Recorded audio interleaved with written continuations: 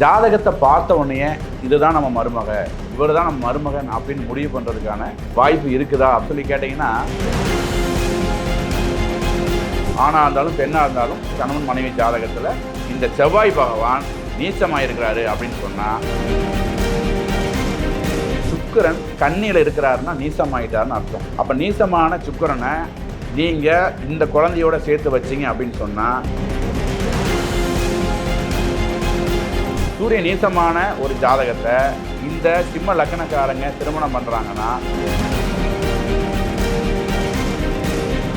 Sir avoid பண்ணுறதை சொல்லிட்டீங்க, எது இருந்தால் நல்லா இருக்கும் அப்படின்னு சொல்லி கேட்டிங்கன்னா,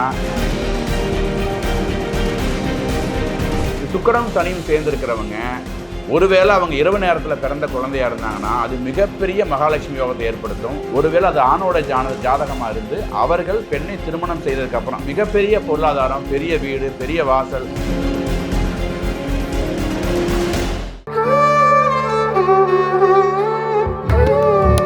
அஸ்ட்ரோ தமிழ் அன்பு நேயர்களுக்கு வணக்கம். நம்ம சேனலில் தொடர்ந்து ஜோதிடம், ஆன்மீகம் அப்படின்னு பல இன்ட்ரெஸ்டிங்கான விஷயங்கள் பார்த்துட்ருக்கோம். ஸோ அந்த வகையில் இன்னைக்கு ஜோதிட ரீதியான விஷயங்கள் பேசுறதுக்காக நம்ம கூட ஜோதிடர் திரு சுரேஷ் பாண்டியன் அவர்கள் இணைந்திருக்கிறாங்க. வணக்கம் சார். வணக்கம்மா. எப்படி இருக்கீங்க சார்? நல்லா இருக்கேன். நல்லா இருக்கீங்களா? நல்லா இருக்கேன் சார். ஸோ தொடர்ந்து நம்ம நிறைய விஷயங்கள் ஜோதிடம் சார்ந்த நிறைய விஷயங்கள் பேசிகிட்டு இருக்கோம். திருமணம் சார்ந்த விஷயங்களில் நிறைய பேருக்கு நிறைய விதமான கேள்விகள் இருக்குது சார். இப்போ என்னதான் நம்ம நிறைய வீடியோஸ் திருமணம் சார்ந்த வீடியோஸ் போட்டிருந்தாலுமே கூட திருமணம் அப்படின்னு ஒரு விஷயம் வரும்பொழுது அதில் பிரச்சனைகள் இருக்க தான் செய்யுது. அது எப்படி அப்படின்னு இன்னுமே யாருனாலுமே கண்டுபிடிக்க முடியல. இப்போ பொருத்தம் அப்படின்னு பார்க்கும்பொழுது எல்லாருமே இந்த ராசி பொருத்தம், நட்சத்திர பொருத்தம் இதெல்லாமே இருக்குது அப்படின்னு சொல்லி திருமணம் பண்ணுவாங்க. இந்த பொருத்தம் இல்லாமல் இருக்கும்பொழுது தட்டி போகிறதுக்கான வாய்ப்புகளுமே இருக்குது. ஆனால் யாரும் சொல்லாத ஒரு விஷயம் என்ன அப்படின்னு பார்த்தீங்கன்னா, இந்த லக்னம் வாரியாக ப்ரெடிக்ஷன் அப்படிங்கிறது யாருமே சொல்ல மாட்டேங்கிறாங்க. இப்போது இந்த ஜாதகம் செட் ஆகும் செட் ஆகாது அப்படிங்கிறது லக்னம் வாரியாக எப்படி தெரிஞ்சுக்கிறது அப்படின்னு சொல்லி இன்றைக்கி டீட்டெயிலாக பார்க்கலாம் சார். இந்த ஜாதகக்காரரை சேர்த்தவே கூடாது அப்படின்னா லக்னம் வாரியாக என்ன மாதிரியான விஷயங்கள் இருக்குது, இதை பற்றி கொஞ்சம் டீட்டெயிலாக சொல்லுங்கள் சார். உலகெங்கும் வாழும் அஸ்ட்ரோ தமிழா நேயர்களுக்கு அன்பு வணக்கம். நான் உங்கள் அன்பு ஜோதிடர் அவினாசி சுரேஷ் பாண்டியன். எல்லோரும் நல்லா இருப்பீங்க, எல்லாம் நல்லா இருக்கணும். இந்த பொருத்தம் அப்படிங்கிறது திருமணத்துக்கு பார்க்கும்போது ராசியின் அடிப்படையிலும் நட்சத்திர அடிப்படையிலும் தான் நம்ம எல்லாம் பார்த்து அந்த திருமணத்தை முடிவு பண்ணுறோம். ஆனால் இப்போ நீங்கள் கேட்டது மாதிரி ஜாதகத்தை பார்த்த உடனே இந்த ஜாதகர், அதாவது ஒரு ஆணுடைய ஜாதகமாக இருந்தால் அந்த பெண்ணோட ஜாதகத்தை பார்த்தோன்னே அந்த ஆணோட வீட்டில் இதுதான் நம்ம மருமக அப்படின்னு முடிவு பண்ணுறதுக்கும், அதே மாதிரி ஒரு பெண் வீட்டில் ஆணோட ஜாதகம் பார்த்தோன்னே இவர் தான் நம்ம மருமகன் அப்படின்னு முடிவு பண்ணுறதுக்கான வாய்ப்பு இருக்குதா அப்படின்னு சொல்லி கேட்டால் கண்டிப்பாக இருக்குது. அதை நம்ம டீட்டெயிலாக பேசிடலாம். ஒரு எடுத்துக்காட்டுக்கு ஒரு மேச லக்ன ஒரு பெண் இருக்கிறாங்க. அந்த மேச லக்ன பெண்ணுக்கு நீங்கள் ஜாதகம் பார்க்குறீங்க, பொருத்தம் பார்த்துட்ருக்கிறீங்க அப்படிங்கிற பட்சத்தில் குறைஞ்சபட்சம் அந்த ஆணோட ஜாதகத்தில் மேசத்தின் அதிபதி, மேச லக்னத்தோட அதிபதி யாருன்னு கேட்டிங்கன்னா செவ்வாய் பகவான். அந்த செவ்வாய் பகவான் அந்த ஆணோட ஜாதகத்தில் நீச்சமாகவோ அல்லது பாவ கிரகத்துடைய தொடர்போடையோ அல்லது ரொம்ப ஒரு கடுமையான பாவத்துவத்தோடையோ, ஒரு சனியோட சேர்ந்து அல்லது ஒரு ராகு கேதுகளுடைய சேர்ந்து இந்த மாதிரி பாவத்துவத்தில் இருந்தார் அப்படின்னு சொன்னால் அந்த ஜாதகத்தை அவாய்ட் பண்ணிக்கிறது ரொம்ப நல்லது. ஏன் அப்படின்னு சொன்னால், லக்னாதிபதி தான் ஒரு மனிதனுடைய வாழ்வியில் அடுத்த கட்டத்தை நோக்கி நகர்த்தக்கூடிய ஒரு கிரகம். அப்படியாப்பட்ட கிரகம் எதிர்ப்பாளின, அதாவது கணவனுடைய ஜாதகத்திலேயோ இது ஆண் பெண்ணுக்கு ஒரே மாதிரி தான், ஆணாக இருந்தாலும் பெண்ணாக இருந்தாலும் தன்னுடைய எதிர்ப்பாளினம், அதாவது கணவன் மனைவி ஜாதகத்தில் இந்த செவ்வாய் பகவான் நீச்சமாக இருக்கிறாரு அப்படின்னு சொன்னால் அல்லது கடுமையான பாவத்துவத்தில் இருக்கிறாரு அப்படின்னு சொன்னால் இதை அவாய்ட் பண்ணிக்கிறது ரொம்ப நல்லது. இதை எப்படிங்க பார்க்க முடியும்? இப்போ நீங்கள் இந்த வீடியோ பார்த்துருக்கவங்களுக்கு ஒரு சந்தேகம் வரும், என் பொண்ணு மேச ராசி தான், மேச லக்கணம் தான், நாங்கள் எப்படி இதை பார்க்க முடியும் அப்படின்னு சொல்லி கேட்டிங்கன்னா, இப்போ மேச லக்கணமாக இருக்கிறீங்கன்னா நீங்கள் வாங்கக்கூடிய ஆணுடைய ஜாதகத்தில் இந்த மேசத்தின் அதிபதியான செவ்வாய் பகவான் கடகத்திலேயோ அல்லது கடகத்தில் இருந்தாலும் சந்திரனுடைய பரிவர்த்தனையாக இருந்தால் அது நீச்சபங்கமாக இருக்கும். அப்படி பரிவர்த்தனை ஆகாத பட்சத்தில் கடகத்தில் செவ்வாய் இருக்கும் பட்சத்தில் அந்த ஜாதகத்தை அவாய்ட் பண்ணிக்கிறது ரொம்ப நல்லது. இன்னொரு விஷயம், அந்த செவ்வாய் வேறு ஏதாவது கட்டத்தில் இருந்தால் கூட கேது இருக்கிறாரு, சனி இருக்கிறாரு, ராகு இருக்கிறாரு அப்படிங்கிற பட்சத்தில் அந்த ஜாதகத்தை நீங்கள் அவாய்ட் பண்ணிட்டீங்கன்னா ரொம்ப நல்லாயிருக்கும். சார் அவாய்ட் பண்ணுறதை சொல்லிட்டீங்க, எது இருந்தால் நல்லா இருக்கும் அப்படின்னு சொல்லி கேட்டிங்கன்னா, அதே செவ்வாய் ஆணோட ஜாதகத்தில் மேஷத்திலேயோ விருச்சகத்திலேயோ மகரத்திலேயோ இருக்கிறாரு, குருவுடைய பார்வையில் இருக்கிறாரு, குரு கூட சேர்ந்து இருக்கிறாருங்கிற பட்சத்தில் அந்த ஜாதகத்தை நீங்கள் எடுத்துக்கிட்டிங்கன்னா வாழ்வியல் ரொம்ப அருமையாக இருக்கும். அதாவது ஆணாக இருந்தாலும் பெண்ணாக இருந்தாலும் அடுத்து வரக்கூடிய அந்த வாழ்வியல் அவங்க ரொம்ப அருமையாக இருக்கும். இதுதான் லக்னத்தின் அடிப்படையில் நம்ம சொல்ல வேண்டிய முக்கியமான ஒரு பொருத்தம். இப்போ வந்து மேஷ லக்னத்துக்கு இந்த விஷயம் சொல்லியிருக்கீங்க. இது வந்து ராசி பொருத்தம், நட்சத்திர பொருத்தம் இதோட சேர்ந்து இந்த விஷயங்களுமே ஜாதக அமைப்பில் வந்து பார்க்கணும் இல்லைங்களா? கண்டிப்பாங்க. அதாவது நான் இப்போ சொல்லக்கூடிய தகவல் எப்படின்னு பார்த்தீங்கன்னா, ஒரு ஜாதகத்தை எடுத்தோடனே இந்த ஜாதகம் நம்ம பெண்ணுக்கோ மகனுக்கோ ஒத்து வருமாங்கிற அடிப்படையில் பார்க்கக்கூடிய விஷயம்தான். இதை வைத்து மட்டும் திருமணம் செய்துவிட முடியாது. இதற்கூட ராசியில் வரக்கூடிய மற்ற பொருத்தத்தையும் பார்க்கணும்.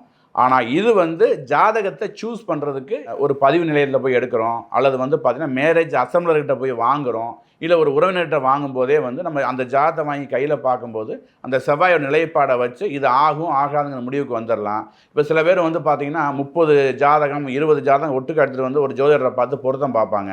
அவர் 30 ஃபில்டர் பண்ணிவிட்டு 5 ஓகே 6 ஓகேன்னு சொல்லுவார். ஏன் அப்படி சொல்கிறாரு அப்படின்னு சொன்னீங்கன்னா அதுக்கு ரீசன் வந்து இதுதான். அந்த ஜாதகத்தில் இந்த மாதிரி லக்கண அடிப்படையில் அவங்க ஃபில்டர் பண்ணாமல் எடுத்துகிட்டு வந்திருப்பாங்க. அதனால் அவர் ஆகாதுன்னு சொல்லுவார். ஃபில்டர் பண்ணி எடுத்துகிட்டு வந்தீங்கன்னா ரொம்ப நல்லாயிருக்கும். அதுக்காக தான் இந்த வழிமுறையை நாங்கள் சொல்கிறோம். Okay sir. ஸோ மேஷ லக்னத்துக்கு பார்த்துட்டோம். அடுத்தது வந்து ரிஷப லக்னம். ஸோ ரிஷப லக்னத்துக்கு வந்து எந்தெந்த ஜாதகக்காரர் வந்து செட் ஆகும், செட் ஆகாது, இதை பற்றி கொஞ்சம் டீட்டெயில். ரிஷப லக்னம் காலபுருஷனுடைய 2வது லக்னம். ரிஷப லக்னனுடைய அதிபதி யாருன்னு பார்த்தீங்கன்னா சுக்கிரன். இந்த சுக்கிரன் வந்து நீசமாகிறது கன்னியில். இப்போ உங்கள் வரன், இப்போ ஆண் பெண் நம்ம பேச வேணாம், உங்கள் வீட்டில் திருமணத்துக்கு ஒரு குழந்தை தயாராக இருக்குது. அந்த குழந்தைக்கு நீங்கள் வரன் பார்க்குறீங்க. அந்த குழந்தையோட லக்னாதிபதி அதாவது ரிஷப லக்னமாக இருக்கிறாருன்னு வச்சுக்கோங்க. அந்த ரிஷப லக்னக்காரருக்கு மாப்பிள்ளையோ பெண்ணோ பார்க்கும்போது நீங்கள் அந்த எதிர்ப்பாளினத்துடைய ஜாதகத்தில் சுக்கிரன் கன்னியில் இருக்கிறாருன்னா நீசமாயிட்டாருன்னு அர்த்தம். அப்போ நீசமான சுக்கிரனை நீங்கள் இந்த குழந்தையோட சேர்த்து வச்சிங்க அப்படின்னு சொன்னால் அடுத்து வரக்கூடியது எக்ஸாம்பிளுக்கு ஒரு சுக்கிர தசையாக இருக்கிற பட்சத்தில் அவங்க கிட்டத்தட்ட 20 ஆண்டு வாழ்க்கையை தொலைச்சிட்டாங்கன்னு அர்த்தம். நீங்கள் நிறைய பேரை பார்த்துருப்பீங்க, கல்யாணம் முடிச்சதுலேருந்து குழந்தை பெருசாகிற வரைக்கும் மாப்பிள்ளை சரியில்லைங்க, ஒன்றாவே வாழ முடியல அப்படிங்கிற அந்த வார்த்தை எங்கே வருதுன்னு கேட்டிங்கன்னா, திருமணமானோடனே சுக்கிரதசை ஆரம்பிச்சிருக்கும், சுக்கிரன் நீசமாக இருக்கும். சார் சுக்கிரதசை வந்தால் ஓஹோன்னு இருப்பான்னு சொன்னாங்களே அப்படின்னு கேட்டால் அப்படி கிடையவே கிடையாது. உங்கள் ஜாதகத்தில் சுக்கிரன் வலுவாக இருந்தால் மட்டும்தான் அது நடக்கும். அந்த அடிப்படையில் ரிஷபலக்கணக்காரங்களுக்கு சுக்கிரன் கன்னியில் இருந்தால் நீசம், அவருக்கு நீச்ச பங்கம் கிடைக்கலைங்கிற பட்சத்தில் கண்டிப்பாக அந்த வரனை அவாய்ட் பண்ணிக்கிற நல்லது. சரிங்க, எந்த அமைப்பில் இருந்தால் சிறப்பாக இருக்குன்னா அந்த சுக்கிரன் ரிஷபத்திலே, அதாவது லக்னாதிபதினு சொல்லக்கூடிய ரிஷப லக்னாதிபதி சுக்கிரன் லக்னத்தில் இருந்தால் ரொம்ப யோகம். அவர் 6ஆம் இடம்னு சொல்லக்கூடிய துலாம் வீட்டில் இருந்தாலும் ரொம்ப யோகம். இதை விட சிறப்பான யோகம் அவர் லக்னத்துக்கு 11ஆம் இடமான மீனத்தில் இருந்தார்னா அங்கே தான் உச்சமாவார் குரு. அந்த மாதிரி அமைப்பில் நீங்கள் திருமணம் பண்ணீங்கன்னா ரொம்ப ரொம்ப சிறப்பாக இருக்கும். இதுதான் ரிஷப லக்னத்துக்கு உண்டான எது ஆகும் எது ஆகாதுங்கிற வழிமுறை. அடுத்த வந்து மிதுன லக்னம். மிதுன லக்னத்துக்கு வந்து எந்தெந்த ஜாதகக்காரரை வந்து சேர்த்தலாம், யாரை வந்து சேர்த்தக்கூடாது? மிதுன லக்னம் காலபுருஷனுடைய 3வது லக்னம். உபய லக்னம் நாங்கள் சொல்லுவோம் மிதுன லக்னத்தை. இந்த உபய லக்னம் மிதுன லக்னத்தில் வந்து பார்த்திங்கன்னா பொதுவாக நம்ம பார்க்க வேண்டியது அந்த லக்னாதிபதி நீச்சமாகிறது அப்படிங்கிறது வந்து பார்த்திங்கன்னா லக்னத்துக்கு நேராக 10ஆம் இடமான மீனத்தில் அவர் நீசமாவார். மீனத்தில் நீசமாகிற அந்த புதன் வரக்கூடிய வரனுடைய ஜாதகத்தில் இருக்கிறாரு. நீங்கள் அப்படியே எண்ணி பார்த்தீங்கன்னா தெரியும், லக்னத்துலேருந்து அப்படியே எண்ணி பார்த்துட்டே போனீங்க அப்படின்னு சொன்னால் லக்னத்துலேருந்து 10ஆம் இடம் தான் வந்து மீனம். அந்த மீன வீட்டில் புதன் போட்டிருக்குது, கூட குருவோ வேறு எந்த கிரகோடைய தொடர்போ இல்லாமல் இருக்கும் பட்சத்தில் அந்த புதன் நீசமாயிட்டான்னு அர்த்தம். அந்த ஜாதகத்தை அவாய்ட் பண்ணிக்கிற ரொம்ப நல்லது. அப்போ எந்த ஜாதகத்தை எடுத்துக்கலாம் அப்படின்னு சொல்லி பார்த்தீங்கன்னா, மிதுன லக்னத்துக்கு லக்னத்திலே புதன் இருந்தார்னா அது லக்னாதிபதி ஆட்சி ஆகிட்டார். அதை விட சிறப்பு லக்னாதிபதி கன்னி வீட்டில் இருந்தாருன்னா அது இதை விட அருமையாக இருக்கும். இப்போ மிதுன லக்னத்தில் பிறந்தவங்களுக்கு 4ஆம் இடத்துல கன்னி வீட்டில் புதன் இருந்தால் நீங்கள் நிறையா பார்த்துருக்கலாம். இந்த சிஏ எழுதுகிறவங்க, ஐஏஎஸ் ஐபிஎஸ் எழுதுகிறவங்க, ஐபிஎஸ் கூட சொல்ல முடியாது, ஐஏஎஸ் எழுதுகிறவங்க, இவங்களுக்கு பூரா வந்து புதன் வலுத்திருக்கும். புதன் தான் கணக்கில் புலி. படிப்பு அதிகமாக வரக்கூடிய வாழ்வியலில் திருமணத்துக்கு பிறகும் படித்து தன்னுடைய பெயரை விட அதிகமாக டிகிரிஸ் போட்டுக்கிறவங்களாம் அந்த மிதுன லக்னத்தில் புதன் வலுத்தவங்க தான். அந்த மாதிரி புதன் வலுத்திருந்தால் நீங்கள் தாராளமாக நீங்கள் திருமணம் பண்ணலாம். புதன் வேற எங்கேயாவது இருக்கிறாரு அப்படின்னா கூட பண்ணலாம். அது குருவுடைய பார்வை அந்த மிதனுக்கு அந்த புதனுக்கு கிடச்சிருந்தா ரொம்ப சிறப்பாக இருக்கும். Okay sir. ஸோ அடுத்தா வந்து கடகலக்னம். ஸோ கடகலக்னத்துக்கு இந்த ஜாதக அமைப்பெல்லாம் வந்து சேர்த்தக்கூடாதுன்னா நீங்கள் என்ன சொல்வீங்க சார்? கடகலக்னம் காலபுருஷனுடைய 4வது வீடு கடக ராசி கடகலக்னம். இந்த கடக லக்னத்தில் பிறந்தவங்களுக்கு எதிர்பாலினத்தை திருமணம் பண்ணுறோம் அப்படின்னு சொன்னால் கடகத்தின் அதிபதி சந்திரன் அவர் வந்து நீசமாக இருக்கக்கூடாது. அவர் எங்கே நீசமாவார் அப்படின்னு சொல்லி பார்த்தீங்கன்னா விருச்சிக வீட்டில் நீசமாவாது. இது சிம்பிளாக எடுத்துக்கலாம். ஒருத்தர் கடக லக்னம் நீங்கள் பார்க்கக்கூடிய எதிர்பாலின ஜாதகம் வந்து விருச்சக ராசியாக இருக்குதுங்கிற பட்சத்தில் அங்கே சந்திரன் இருப்பார், நீசமாயிட்டான்னு அர்த்தம். ஏன்னா சந்திரனை வச்சு தான் ராசியை முடிவு பண்ணுறோம். அப்போ கடகலக்கணக்காரங்க விருச்சக ராசிக்காரங்களை திருமணம் பண்ணக்கூடிய ஒரு சூழல் ஏற்படுதுன்னா அங்கே இருக்கக்கூடிய சந்திரனுக்கு நீச்சபங்கம் ஏற்பட்டிருந்தால் மட்டும்தான் கடகலக்கணம் அதை சூஸ் பண்ணணும். அப்படி இல்லைன்னா அது அவங்களுக்கு சிறப்பாக வராது. அப்போ எது ஆகும் அப்படின்னு சொல்லி கேட்டிங்கன்னா, கடகத்திலே சந்திரன் இருந்தால் யோகம், 2ஆம் இடத்துல சந்திரன் இருந்து சூரியன் லக்னத்திலிருந்து பரிவர்த்தனையாக இருந்தால் அது யோகம். அதே மாதிரி சந்திரன் உச்ச வீடுன்னு சொல்லக்கூடிய ரிஷப வீட்டில் இருந்தானா ரொம்ப ரொம்ப யோகம். அப்போ ஒரு கடகலக்கணக்காரர் ஒருத்தர் திருமணம் பண்ணும்போது அவங்க ஜாதகத்தில் அவங்க ரோகிணி நட்சத்திரமாக இருந்தாங்க அப்படின்னு சொன்னால், அதாவது ரிஷபராசியாக இருந்தாங்கன்னு சொன்னால், ரோகிணி நட்சத்திரமாக இருந்தாலும் சரி, மிருகசீரிசமாக இருந்தாலும் சரி, கிருத்திகை, இந்த 3 நட்சத்திரம் தான் அதில் வரும். இந்த 3 நட்சத்திரக்காரங்க இருந்தாங்கன்னா நீங்கள் தாராளமாக நீங்கள் அவங்களை சூஸ் பண்ணலாம். உங்கள் வாழ்க்கை ரொம்ப சிறப்பாக இருக்கும். ஸோ அடுத்த வந்து சிம்ம லக்னம். ஸோ சிம்ம லக்னத்துக்கு இந்த ஜாதகக்காரெல்லாம் செட் ஆகும் செட் ஆகாது அப்படின்னா நீங்கள் என்ன சொல்வீங்க? சிம்ம லக்னம் காலபுருஷனுடைய 5ஆம் வீடு. இந்த 5ஆம் வீட்டு அதிபதியான சூரியன் அவர் அங்கேயே ஆட்சி ஆவார். நிறையா ஜாதகங்களில் லக்னாதிபதி அங்கேயே ஆட்சியாக இருக்கிறாரு உங்களுக்கு அப்படின்னு சொன்னால், உங்களுடைய எதிர்பாலின ஜாதகத்தில் அதே ஆட்சியாக இருந்தாருன்னா பிரச்சனை இல்லை. ஆனால் மினிமம் அவர் எங்கே இருக்கக்கூடாதுன்னா 3ஆம் வீடான சுக்கிரனோட வீட்டில் சூரியன் இருக்கக்கூடாது. அப்படி 3ஆம் வீட்டில் இருந்துட்டாரு அப்படின்னு சொன்னால் அங்கே சூரியன் நீசம்.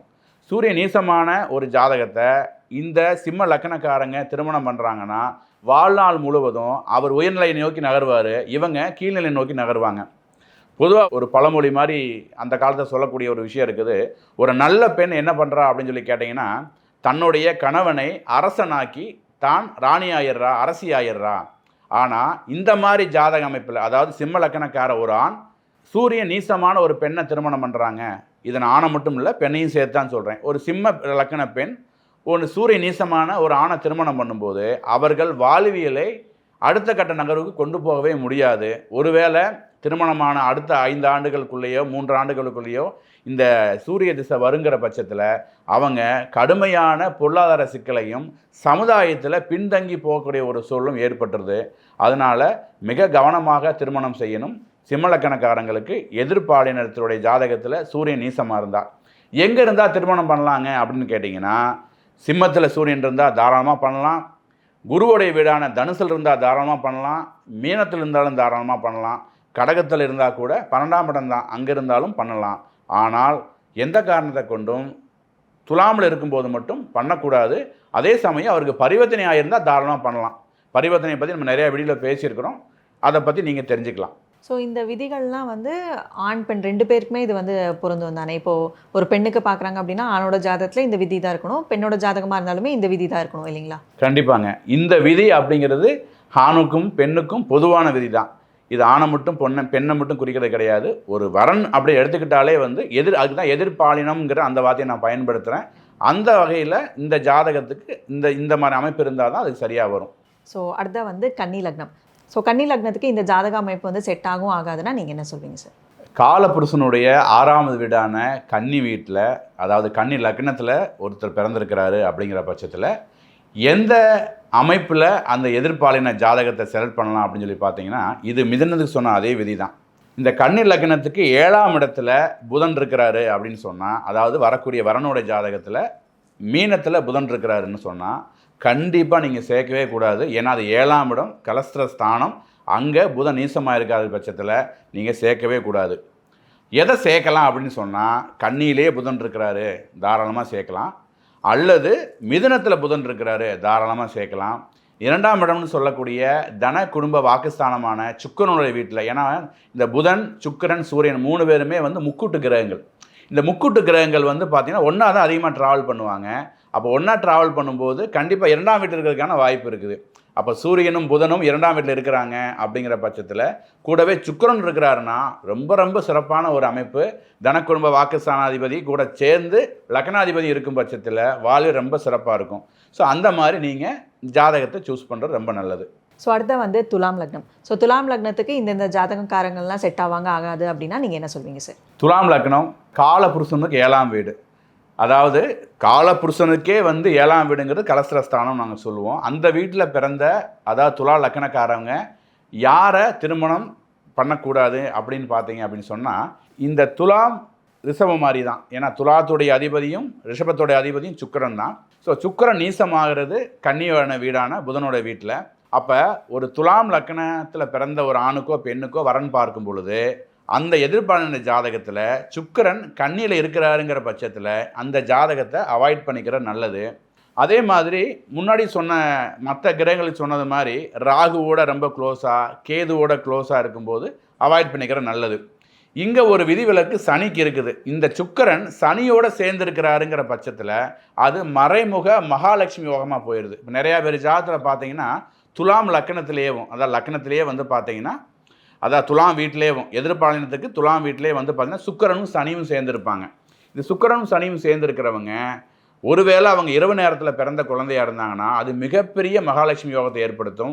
ஒருவேளை அது ஆணோட ஜாதகமாக இருந்து அவர்கள் பெண்ணை திருமணம் செய்ததுக்கப்புறம், அதாவது ஒரு மகாலட்சுமி அவங்க வீட்டுக்கு வந்ததுக்கப்புறம் மிகப்பெரிய பொருளாதாரம், பெரிய வீடு, பெரிய வாசல், பெரிய வாகன வசதி, பெரிய நிலப்பரப்புகளை வாங்குறது, தொழில் வந்து 1000 பேர் 1500 பேர் 2000 பேரை வச்சு பண்ணக்கூடிய ஒரு மாஸ் பிஸ்னஸ், இண்டஸ்ட்ரீஸ், இதெல்லாம் நடக்கிறதுக்கான வாய்ப்பு ஏற்பட்டுரும். எதுங்க? இந்த சுக்கிரனும் சனியும் சேர்ந்துருக்கும் போது. அந்த மாதிரி இந்த லக்கணத்துக்கு, அதாவது துலாம் லக்கணோட எதிர்பாலின ஜாதகத்தில் சுக்கிரனும் சனியும் சேர்ந்திருந்தால் தாராளமாக திருமணம் பண்ணலாம். உங்களுக்கு அது மிகப்பெரிய யோகமாக இருக்குங்கிறது தான் உண்மை. ஸோ அடுத்த வந்து விருச்சிக லக்னம். ஸோ விருச்சிக லக்னத்துக்காரங்களுக்கெல்லாம் இந்த ஜாதகக்காரங்க செட் ஆவாங்க ஆக மாட்டாங்க அப்படின்னா நீங்கள் என்ன சொல்வீங்க சார்? காலபுருஷனுடைய முதல் வீடான மேஷ வீட்டின் அதிபதி தான் காலபுருஷனுடைய 8ஆம் வீடான விருச்சிகத்துக்கும் அதிபதி, அதாவது செவ்வாய் பகவான். மங்களகாரகன் சொல்லக்கூடிய அந்த செவ்வாய் பகவான் ஒருத்தருடைய ஜாதகத்தில் நீச்சம் அப்படிங்கிற வழியில் பார்த்தீங்கன்னா அவர் வந்து கடகத்தில் நீச்சம் ஆவார். ஸோ ஒரு விருச்சிக லக்கணக்காரங்களுடைய ஆப்போசிட் ஜெண்டர், அதாவது வந்து எதிர்பாலினத்தினுடைய ஜாதகத்தில் செவ்வாய் நீசமாயிருந்தால், கடகத்தில் செவ்வாய் இருந்தால் அந்த ஜாதகத்தை தவிர்த்து கொள்வது ரொம்ப சிறப்பு. அப்போ எதைங்க வச்சுக்கலாம் அப்படின்னு சொல்லி கேட்டிங்கன்னா, செவ்வாய் மேஷத்தில் இருந்தாலும் ரொம்ப சிறப்பு, இந்த விருச்சிக வீட்டில் இருந்தால் ரொம்ப சிறப்பு. அதை விட ரொம்ப ரொம்ப சிறப்பு இந்த செவ்வாய் மகரத்தில் உச்சமாவார். எங்கள் மகரம் வந்து பார்த்தீங்கன்னா சனியோட வீடாச்சே, அந்த வீட்டில் செவ்வாய் பாதகத்தை செஞ்சிருவார்னா கண்டிப்பாக செய்ய மாட்டார். விருச்சிக லக்கணக்காரங்களுக்கு ஆறுக்குடைன்னு சொல்லக்கூடிய அந்த செவ்வாய் பகவான் 3ஆம் வீட்டான மகரத்தில் உச்சமாகும்போது கூட பிறந்த சகோதர சகோதரிகள் வந்து அப்படி பேம்பர் பண்ணுவாங்க. எல்லாத்தையும் அவங்க எடுத்து பண்ணுவாங்க. தாய் தகப்பன் முன்னாடி வந்து நிற்பாங்க ஒரு விசேஷம்னா. இது நாங்கள் நிறையா ஜாதத்தில் பார்த்துருக்குறோம். அப்போ அந்த மாதிரி சகோதரத்தன்மையே வலுக்கும் பொழுது திருமணத்துக்கு அந்த செவ்வாய் வலுவாக இருந்தால், மகரத்தில் செவ்வாய் விருச்சிக லக்னத்துக்கு மிகப்பெரிய யோகம். அந்த மகரத்தில் இருக்கக்கூடிய செவ்வாயை விருச்சிகத்தில் இருக்கக்கூடிய சனி பார்க்குறாருன்னா கொஞ்சம் டவுன் ஆகும். பட் பயப்பட வேண்டிய அவசியம் கிடையாது. ஆனால் அதுக்கு பதிலாக கடகத்தில் இருந்து சந்திரனோ குருவோ அந்த செவ்வாயை பார்த்துட்டாங்கன்னா அதான் குருமங்கள யோகம் நாங்கள் சொல்கிறோம். இது மிகப்பெரிய, அதாவது நான் முன்னாடி சொன்னதை விட மிகப்பெரிய யோகத்தை ஏற்படுத்தி கொடுக்கும். அப்போ நீங்கள் விருச்சிக லக்னமாக இருந்து உங்களுக்கு வரக்கூடிய வரனுடைய ஜாதகத்தில் மகரத்தில் செவ்வாய் இருக்கும் பட்சத்தில் அது மிகப்பெரிய யோகம். கண்டிப்பாக மிஸ் பண்ணிடாதீங்க. ஸோ அடுத்த வந்து தனுசு லக்னம். தனுசு லக்னத்துக்கு இந்த ஜாதகக்காரெல்லாம் செட் ஆவாங்க ஆக மாட்டாங்க அப்படின்னா நீங்கள் என்ன சொல்வீங்க சார்? தனு லக்னம் இருக்கலே சிறப்பான ஒரு லக்னம். காலபுருஷன் 9ஆம் வீடு. இந்த வீட்டில் இருக்கக்கூடிய கிரகம் எதுவுமே கெட்டு போகிறது இல்லைங்கிறது ஜோதிடத்துடைய நுணுக்கமான ஒரு விஷயம். ஒரு சூட்சுமன்னு கூட நாங்கள் சொல்லுவோம். அங்கே எவ்வளோ பெரிய பாவி வந்தால் கூட அவனால் தீமை செய்ய முடியாது. இதுக்கு ஒரு எடுத்துக்காட்டு என்னன்னு சொல்லி கேட்டிங்கன்னா, பகவத்கீதையில் நான் மாதங்களில் மார்கழியாக இருக்க ஆசைப்படுகிறேன்னு சொல்லி கிருஷ்ண பரமாத்மா சொன்னதாக அதில் இருக்கும். அதுக்கு என்ன காரணம்னா, இந்த மார்கழி மாதத்துல தான் சூரியன் வந்து இந்த தனுர் மண்டலத்தில் ட்ராவல் பண்ணுவார். அதாவது வந்து ஒரு குழந்தை மார்கழி மாதத்தில் பிறக்குது அப்படின்னு சொன்னால் அந்த ஜாதகத்தில் வந்து பார்த்திங்கன்னா சூரியன் போட்டு தனுசு வீட்டை போட்டிருப்பாங்க. அந்த அளவுக்கு விசேஷமான ஒரு இடம் வந்து பார்த்திங்கன்னா இந்த தனுர் மண்டலம்னு சொல்லக்கூடிய தனுசு வீடு. அப்படியாப்பட்ட தனு லக்னத்தில் பிறந்தவங்க அவங்க எதிர்பாலினத்தை திருமணம் செய்யும் பொழுது அவங்க ஜாதகத்தில் இந்த குரு வந்து நீசமாக இருக்கக்கூடாது. எங்கே குரு நீசமாவார்னா மகரத்தில் நீசமாவார். அப்போ இவங்க லக்னத்துக்கு 2ஆம் இடமான மகரத்தில் எதிர்பாலின ஜாதகத்தில் குரு இருக்கிறாருங்கிற பட்சத்தில் அவர் நீசமாயிட்டான்னு அர்த்தம். அந்த ஜாதகத்தை நீங்கள் செலக்ட் பண்ணும்போது என்னான்னு கேட்டிங்கன்னா மிகப்பெரிய பொருளாதார பின்னடைவு ஏற்படும். இப்போ சில இடத்துல நம்ம கேள்விப்பட்டிருப்போம், நல்லா போயிட்டுருக்க பிஸ்னஸ்ஸு, நல்லா இருக்கிற குடும்பம் ஒரு திருமணம் ஆனதுக்கப்புறம் டக்குன்னு டவுன் ஆகும் ஏதோ ஒரு காரணத்துக்காக. அப்போ பொருளாதாரத்தை முடக்கக்கூடிய ஒரு சூழ்நிலை ஏற்படும். குழந்தை பாக்கியத்தில் சிக்கலை ஏற்படுத்தும். அதனால் எதிர்பாலின ஜாதகத்தில் தனுசு லக்னம் திருமணம் பண்ணும்போது அவர்களுடைய எதிர்பாலின ஜாதகத்தில் குரு நீசம் இல்லாமல் இருந்தால் ரொம்ப சிறப்பு. அப்போ எங்கே சார் இருக்கலாம் அப்படின்னு சொல்லி கேட்டிங்கன்னா, தனுசுலேயே இருக்கலாம், சூப்பர், அருமையாக இருக்கும். 4ஆம் இடம் சொல்லக்கூடிய மீன வீட்டில் இருக்கலாம், அதுவும் ரொம்ப சிறப்பு. இதை விட ரொம்ப ரொம்ப சிறப்பான விஷயம், எனக்கு குரு வந்து நல்ல நிலைமையில் இருந்தால் எங்கே இருப்பார்னு கேட்டிங்கன்னா, இப்போ நம்ம பேசிகிட்டு இருக்கும்போது குரு அங்கே தான் இருக்கிறாரு. கடகத்தில் குரு உச்சமாவார். அவரை 12 வருஷம் முன்னாடி அங்கே வருவார். அப்போ இப்போ இருந்து 24 வருடங்களுக்கு முன்னாடி எவ்ரி 12 இயர்ஸ் மாறுறதுனால இப்போ நம்ம பேசிட்டு இந்த காலகட்டத்திலேருந்து 24 இயர்ஸ்க்கு முன்னாடி கடகத்திலேருந்து இருப்பார். இப்போ தனுசு லக்கணக்காரங்க நீங்கள் பொண்ணு பார்க்குறீங்க, மாப்பிள்ளை பார்க்குறீங்கன்னா 24 வயது உங்கள் ஏஜில் இருக்கக்கூடியவங்களுக்கு கண்டிப்பாக கடகத்தில் குரு இருப்பார். மிகப்பெரிய யோகமான ஒரு ஜாதக அமைப்பு. கண்டிப்பாக அந்த மாதிரி ஜாதகத்தை சூஸ் பண்ணுங்கள், வாழ்க்கையில் வெற்றி அடையுங்க. ரொம்ப சிறப்பாக சொன்னீங்க சார். அடுத்த வந்து மகர லக்னம். ஸோ மகர லக்னத்துக்கு இந்த ஜாதக அமைப்பெல்லாம் செட் ஆகும் ஆகாதுன்னா நீங்கள் என்ன சொல்லுவீங்க சார்? மகர லக்னம் காலபுருஷனுடைய 10ஆவது வீடு. இந்த 10ஆம் வீடு தான் கர்மஸ்தானம்னு சொல்கிறோம். நம்ம கர்மானா நம்ம என்ன நினச்சிக்கிறோம், கர்மா முன்னோர்கள் செய்யக்கூடிய கர்மான்னு நினைக்கிறோம். அப்படி கிடையாது. ஒரு தொழிலுமே கர்மா தான். நம்ம செய்யக்கூடிய எல்லா தொழிலுமே நம்மளுடைய அடிப்படையான கர்மாவிலிருந்து தான் வருதுன்னு ஜோதிடம் சொல்லுது. அப்படியேப்பட்ட 10ஆம் வீட்டின் அதிபதியான சனி பகவான் உங்கள் லக்னாதிபதியாக இருக்கும் பொழுது அந்த சனி எங்கே நீச்சமாவார் அப்படின்னு சொல்லி கேட்டிங்கன்னா, மேச வீட்டில் நீச்சமாவார். அப்போ மேசத்தில் உங்கள் எதிர்பாலனத்துடைய ஜாதகத்தில் மேசத்தில் சனி இருக்கிறாருன்னா அந்த ஜாதகத்தை நீங்கள் கண்டிப்பாக அவாய்ட் பண்ணிக்கணும். அதே மாதிரி சனியோட செவ்வாய் சேர்ந்துருக்கிறாரு, சனியோட செவ்வாய் பார்க்குறாரு அப்படின்னா கூட வந்து பார்த்தீங்கன்னா அவன் நடக்கக்கூடிய திசாபதியில் வச்சு முடிவு பண்ணிக்கலாம். ஆனால் நீசமான சனி இருக்கும் பொழுது அந்த ஜாதகத்தை முழுவதுமாக தவிர்த்து கொள்வது ரொம்ப சிறப்பு. அப்போ எங்கே இருக்கலாம்னு சொல்லி கேட்டீங்க அப்படின்னு சொன்னால், மகர லக்னத்திலே இருக்கலாம். 2ஆம் இடம் சொல்லக்கூடிய கும்ப வீட்டில் சனி இருந்தால் ரொம்ப யோகம்.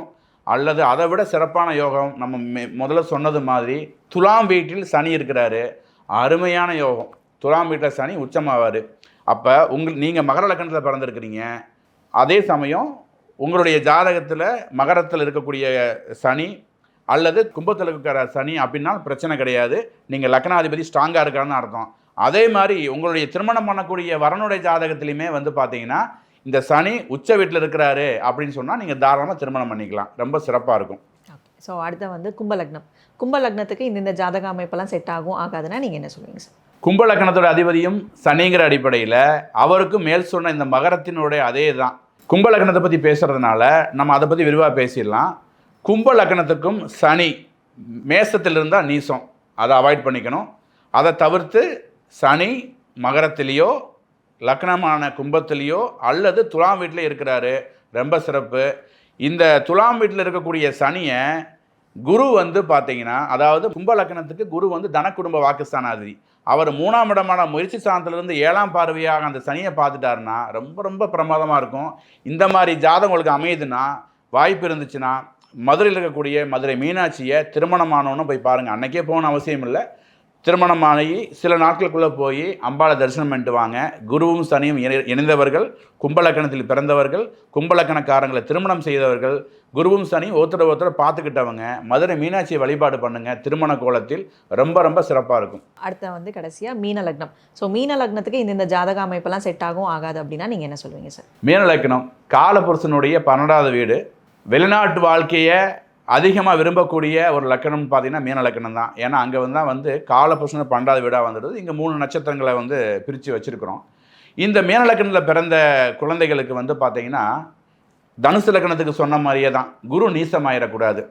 இவங்களுக்கு குரு எங்கே நீசமாவார்? மகரத்தில் குரு நீசமாவார். அதை தவிர்த்து குரு எங்கே இருந்தாலும் இவர்கள் திருமணம் செய்யலாம், நல்லா தான் இருக்கும். அப்போ மகரத்திலே குரு இருக்கிறார் சார், எனக்கு இப்போ திருமணம் ஆயிடுச்சு. ஏன்னா மீன லக்கணக்காரர் நிறைய பேருக்கு இந்த 7 சனியில் திருமணம் ஆயிருக்கு. 7 சனி போயிட்டு இருக்குது. 7 சனி நான் போகிறது சொல்கிறது மீன ராசிக்கு, நம்ம லக்கணத்தை பற்றி பேசணும், கன்ஃபியூஸ் ஆகிக்க வேணாம்.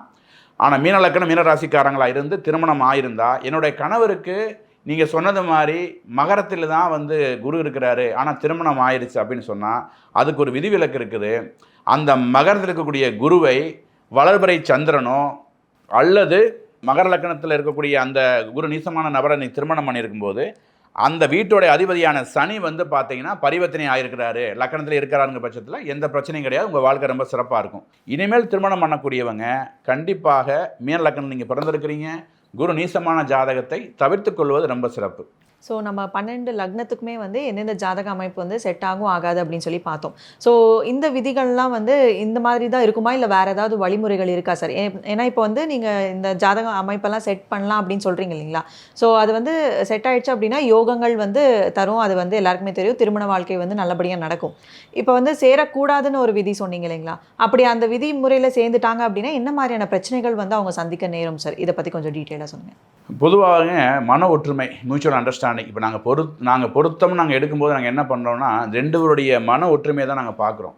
இப்போ பொதுவாக வந்து ஒரு ஆணும் பெண்ணும் எங்கேயோ பிறந்து எங்கேயோ வளர்ந்து அவங்க ஒன்றா ட்ராவல் பண்ணும்போது ஜோதிட ரீதியாக நாங்கள் ஒருத்தரோட ஆயுளை இன்னொருத்தர் முடிவு செய்கிற அளவுக்கு வந்து பார்த்திங்கன்னா இந்த ஜாதகம் வேலை செய்யுது. இதுக்கு ஒரு எடுத்துக்காட்டு பேசணும் அப்படின்னு சொன்னால் இதுக்கு கேட்டவங்களுக்கு ஆச்சரியமாக இருக்கும்.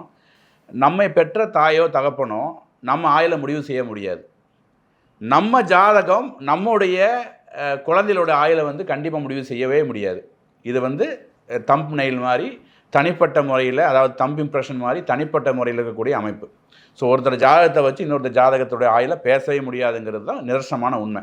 ஆனால் எங்கேயோ பிறந்த ஒரு ஆண், எங்கேயோ பிறந்த ஒரு பெண், 2 பேரும் இணையும் பொழுது ஒருத்தருடைய ஆயுளை பற்றி இன்னொரு ஜாதகம் பேசுது. அது பாருங்களேன், எவ்வளோ ஒரு விஷயத்தை வந்து ஜோதிடம் உள்ளே வச்சுருக்குன்னு சொல்லிட்டு. அப்போ நம்ம எவ்வளோ தூரம் கவனமாக இதை நம்ம செய்யணும் அப்படின்னு சொல்லி கேட்டிங்கன்னா, இதில் ஒருத்தர் பின்தங்கி முன்தங்கி போயிட்டாங்க அப்படின்னு சொன்னால் இன்னொருத்தர் வாழ்க்கையே ஒன்றும் இல்லாமல் போகிறது, அதாவது வாழ்விலே முடிச்சுக்கிற அளவுக்கு கூட பிரச்சனை ஏற்பட்டிருக்குது. இப்போ சமீப காலத்தில் வந்து பார்த்திங்கன்னா நம்ம கொங்கு மண்டலங்களில் நிறைய விஷயங்கள் கேள்விப்பட்டிருப்பீங்க. திருமணமாகி 1 மாதம் 2 மாதம் 3 மாதத்தில் வந்து பார்த்திங்கன்னா இந்த வாழ்க்கை எனக்கு வேணாம் அப்படின்னு சொல்லி முடித்துக்கிட்ட எத்தனையோ பெண்களை நம்ம பார்க்குறோம். இது ஏன் நடக்குது அப்படின்னு சொன்னால், நம்ம எல்லா வீடியோலும் நிறையா பேசுகிறோம். இதுவும் விழிப்புணர்வுக்காக சொல்ல வேண்டிய விஷயந்தான். நம்ம எல்லா தாய் தகப்பனும் ஆணை வச்சுருந்தாலும் பெண்ணை வச்சுருந்தாலும் இந்த 10 பொருத்தம்னு சொல்லக்கூடிய கணப்பொருத்தம், தினப்பொருத்தம், ராசி பொருத்தம், ராசி அதிபதி பொருத்தம், ரஜ்ஜு பொருத்தம், இந்த மாதிரி பொருத்தங்களை மட்டும் பார்த்து நீங்கள் திருமணத்தை முடிவு பண்ணிடுறீங்க. அப்படி பண்ணவே கூடாது. அப்படி பண்ணும்போது தான் இந்த மாதிரி பிரச்சனை நோக்கி உங்களுடைய குழந்தைகள் நகர்றாங்க. ஏன்னா அவங்களுக்கு தெரியாது, அவங்க வாழ்வியலில் ஒரு வரனுக்காக, ஒரு வாழ்க்கை துணைக்காக காத்திருக்கக்கூடிய ஒரு நல்ல ஒரு மூமெண்ட்டு. அவங்க போய் ஜோசியர்கிட்ட போய் கேட்கறதுக்கான வாய்ப்பு இல்லை. பெரியவங்க நீங்கள் தான் அதை முடிவு பண்ணணும். ஒரு ஜாதகத்தை எடுத்துகிட்டு போய் ஒரு அஸ்ட்ராலஜிட்ட கொடுக்கும்போது, ஒரு ஜோதிடத்தை கொடுக்கும்போது, ஐயா நீங்கள் மேல் சொன்ன அந்த 10 பொருத்தம் மட்டும் இல்லாமல் கட்டத்தில் இருக்கக்கூடிய 9 நவகிரகங்கள் எப்படி இருக்கிறாங்க, என் பொண்ணுக்கும் வரக்கூடிய மாப்பிள்ளைக்கு எப்படி இருக்கிறாங்க, லக்னாதிபதி எப்படி இருக்கிறாரு, இதை நீங்கள் பார்க்கணும். இந்த லக்னாதிபதி நல்லா இருக்கிறாரு, ராசி அதிபதி நல்லா இருக்கிறாரு, கட்டங்கள் இருக்கக்கூடிய பெரிய கிரகங்கள் வந்து கெட்டு போகாமல் இருக்குது. அடுத்தது முக்கியமாக பார்க்க வேண்டியது திசா புத்தி. இப்போ ஒருத்தருக்கு எல்லாமே நல்லா இருக்குது சார், அடுத்து அவருக்கு சனி திசை வரப்போகுது. சனி திசை 19 ஆண்டுகள். திருமணம் ஆகிறது வந்து பார்த்திங்கன்னா குரு திசையோட இறுதியில் ஆகுதுன்னு வச்சுக்கோங்க. சனி திசை 19 வருஷம். ஒருவேளை அந்த வரனுடைய ஜாதகத்தில் 19 ஆண்டுகள் நடக்கக்கூடிய சனி நீசமாக இருந்தாருன்னா அந்த வாழ்க்கை நீங்கள் எவ்வளோ பெரிய மண்டபத்தில் எத்தனை பேரை கூப்பிட்டு எவ்வளோ பெரிய காரை நீங்கள் ப்ரெசென்ட் பண்ணி எத்தனை கோடி செலவு பண்ணி பண்ணாலும் நீச்சமான சனி இருக்கக்கூடிய ஒரு ஆணை வந்து உங்கள் பெண்ணுக்கு நீங்கள் வரனா முடிவு பண்ணுறீங்க அப்படின்னு சொன்னால் அந்த வாழ்வியல் நீட்டு தான் போகுதுங்கிறது தான் ஜோதிட ரீதியாக இருக்கக்கூடிய உண்மை. இதை நாங்கள் ஒரு ஜாதகம் 2 ஜாதகத்தை பார்த்து முடிவு பண்ணலை, நிறைய ஜாதகங்களை பார்த்து நடைமுறையில் இருக்கக்கூடிய தவறுகளை சுட்டி காமிக்கிறக்காக நான் சொல்கிறோம். இப்போ நீங்கள் இந்த இடத்துல என்ன நினைக்கணும்னா, ஜோதிடர் வந்துட்டு ரொம்ப ஹைஃபையாக பார்க்குறவங்க, ரொம்ப வந்து பணம் அதிகமாக வாங்குறவங்க தான் அதை பார்ப்பாங்க. அப்படி கிடையவே கிடையாது. நீங்கள் கொடுக்கக்கூடிய 200 300க்கு ஜோதிடம் பார்க்குறவங்க கிட்ட போய் கூட இந்த கேள்வி நீங்கள் கேட்டிங்கன்னா அவர் தெளிவாக எடுத்து கொடுப்பாரு. ஏன்னா there is a format which is fixed already. இந்த 10 பொருத்தத்துக்கு வந்து ஒரு பிரிண்ட் பண்ணி எல்லா ஜோதிடர்கிட்டும் ஒரு பேப்பர் இருக்கும். போகணுன்னா அதை எழுதி கொடுத்தா தான் நீங்கள் சாட்டிஸ்ஃபைட் ஆகிடுறீங்க.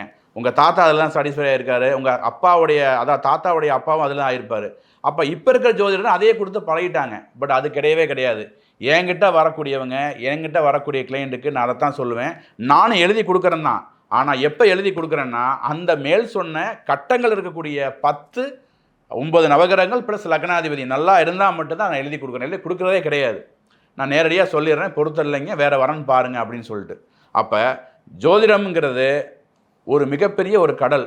இதில் எல்லாரும் எல்லாத்தையும் கற்றுட்டு வந்து ஜோதிடம் சொல்லவே முடியாது. ஆனால் நான் இந்த சொன்ன விஷயம் காலங்காலமாக தவறுகளுக்கு உட்பட்டு நிறையா பேருடைய வாழ்க்கையை கெடுத்துருக்குது. அதனால் நான் சொல்கிறேன். ஏன்னா ஒரு சம்பவம் நடந்ததுக்கப்புறம் என்ன வரும்னா வெளியில், சார் 1க்கு 3 ஜோசியக்காரங்க சொன்னாங்க பொருத்தம் அருமையாக இருக்குன்னு, 9 பொருத்தம் இருக்குன்னாங்க, 8 பொருத்தம் இருக்குன்னாங்க, ஆனால் இந்த மாதிரி ஆகி போச்சுங்கன்னு. அந்த 8 பொருத்தம் 9 பொருத்தம் இருக்குதுங்கிறது நான் சொன்ன கன தின பொருத்தம் அதில் இருக்கவே கூடாது. லக்னம் அடிப்படையில் ராசி கடலில் இருந்தால் மட்டும்தான் அந்த வாழ்க்கை ரொம்ப சிறப்பாக இருக்கும். இதை பார்த்து திருமணம் பண்ணுங்கள். உங்கள் குழந்தைகள் வாழ்வாங்கன்னு அந்த முருகனின் ஆசையோடு நான் சொல்லிக்கிறேன். ஓகே, ரொம்ப சிறப்பாக சொன்னீங்க சார். ஏன்னா திருமணம் அப்படின்னு விஷயம் வரும்பொழுது நிறைய விதமான பிரச்சனைகள் வந்து சந்திக்கிறாங்க. வெறும் ராசி பொருத்தம், நட்சத்திர பொருத்தம் இதை மட்டுமே பார்த்து திருமணம் செஞ்சு நிறைய பேர் வந்து கஷ்டப்படுறாங்க. ஸோ நீங்கள் ரொம்ப அற்புதமாக வந்து லக்னம் வாரியாக வந்து ஜாதக கட்டத்தில் என்ன மாதிரியான அமைப்பு இருக்கணும், என்ன மாதிரியான அமைப்பு இருந்தால் அது வந்து ஒன்று சேர்த்தலாம் அப்படின்னு சொல்லி ரொம்ப டீட்டெயில்டாக ஒரு லக்னத்துக்குமே வந்து சொல்லியிருக்கீங்க. இது வந்து நம்ம நேர்களுக்கு ரொம்பவே யூஸ்ஃபுல்லாக இருக்கும்னு சொல்லி நம்புகிறோம் சார். ஸோ நீங்களும் உங்களோட பசங்களுக்கு வந்து வரன் பார்க்குறீங்க, ஜாதகம் பார்க்கணும் அப்படின்னு சொல்லி இருக்கீங்க அப்படின்னா கீழே டிஸ்கிரிப்ஷனில் நம்பர் கொடுத்துருக்கோம். ஸோ நீங்கள் சார் கிட்ட கன்சல்டேஷன் எடுத்துகிட்டு ஸோ ஜாதக அமைப்பெல்லாம் சரியாக பார்த்துட்டு அப்புறம் திருமணம் பண்ணிங்கன்னா உங்களோட பசங்களோட வாழ்க்கை வந்து ரொம்பவே அற்புதமாக இருக்கும். ஸோ தொடர்ந்து ஜோதிடம் சார்ந்த நிறைய விஷயங்கள் வந்து அடுத்தடுத்து வந்துகிட்டே இருக்குது. அது எல்லாமே பார்க்க நம்ம அஸ்ட்ரோ தமிழா சேனலை ஃபாலோ பண்ணுங்கள். நன்றி, வணக்கம். வாழ்க வளமுடன்.